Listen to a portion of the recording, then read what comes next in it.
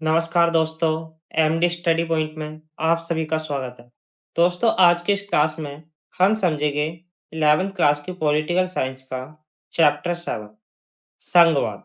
दोस्तों चलिए इस चैप्टर को शुरू करते हैं। दोस्तों पहले हम समझते हैं कि संघवाद क्या है। दोस्तों संघवाद वह व्यवस्था है जिसमें सरकार की शक्तियों को दो या दो से अधिक भागों में बांट दिया जाता है। दोस्तों इसमें क्या होता है को किसी भी देश की सरकार को कई स्तरों पर बांटा जाता है, जैसे केंद्र सरकार, राज्य सरकार और स्थानीय शासन।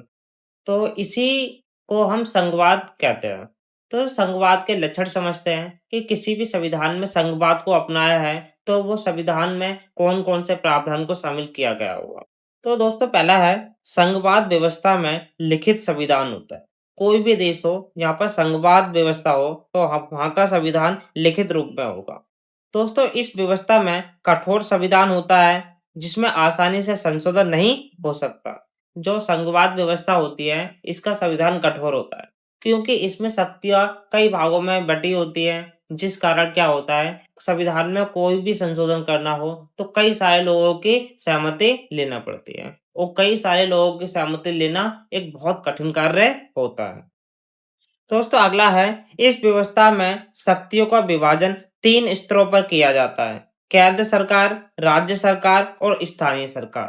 दोस्तों इस व्यवस्था में न्यायपालिका स्वतंत्र होती है, जो दोस्तों सभी को कानून के अनुसार न्याय देती है।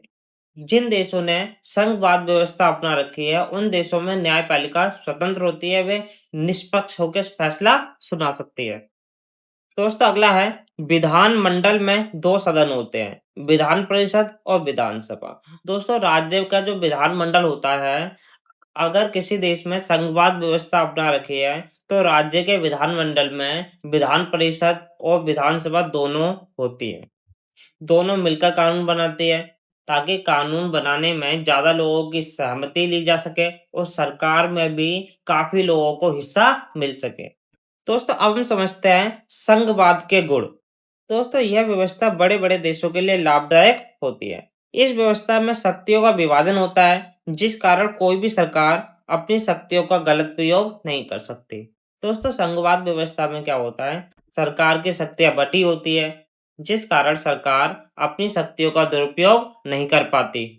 ये विविधता को बढ़ाता है। दोस्तों जो संघवाद है, संघवाद में क्या होता है ज़्यादा लोगों को मौका मिलता है, अलग-अलग जाति, अलग-अलग धर्म के लोगों को मौका मिलता है, जिस कारण से ये संघवाद वाली व्यवस्था विविधता को बढ़ावा देती है।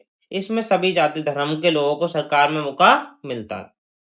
दोस्तों इस व्यवस्था के कारण व्यक्तियों तथा संस्थाओं को ज़्यादा से ज़्यादा स्वायत्तता प्राप्त की जाती है।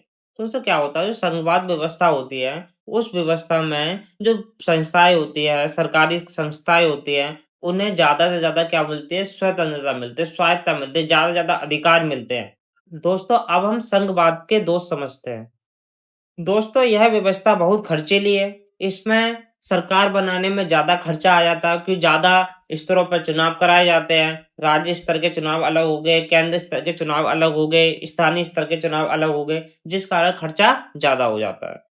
इस व्यवस्था में नागरिकों की निष्ठा विभाजित हो जाती है, राज्य और केंद्र के बीच में। दोस्तों इस व्यवस्था में क्या होता है, राज्य सरकार को अलग चुनना पड़ता है, केंद्र सरकार को अलग चुनना पड़ता है, जिस कारण नागरिक किसी दूसरी पार्टी के नेता को केंद्र सरकार में बैठा देते हैं और किसी दूसरी पार्टी के नेता को राज्य सरकार में बैठा देते हैं। इस कारण इस व्यवस्था में नागरिकों की निष्ठा बदल जाती है। दोस्तों अगला है ये व्यवस्था प्रशासकीय तरीके से ज्यादा प्रभावी नहीं है क्योंकि इस व्यवस्था में कार्य धीमे होते हैं। दोस्तों क्या होता है इस व्यवस्था में ज्यादा स्तरों पर सरकार होती है, सरकार में ज्यादा लोग होते हैं, जिस कारण से कोई भी कानून बनता है तो उसमें देरी लगती है।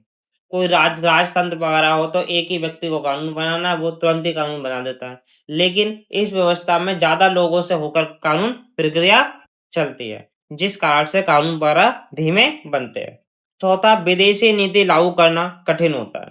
दोस्तों इस व्यवस्था में क्या होता है कोई भी विदेशी नीति लागू करना है तो उसमें बहुत ज़्यादा मुश्किलें आती हैं क्योंकि सभी लोगों से सहमति लेना पड़ती है। तो ज़्यादातर विदेश नीति इस व्यवस्था में लागू नहीं हो पाती। कई बार तो अच्छी विदेश नीति भी इस व्यवस्था के कारण लागू नहीं हो पाती।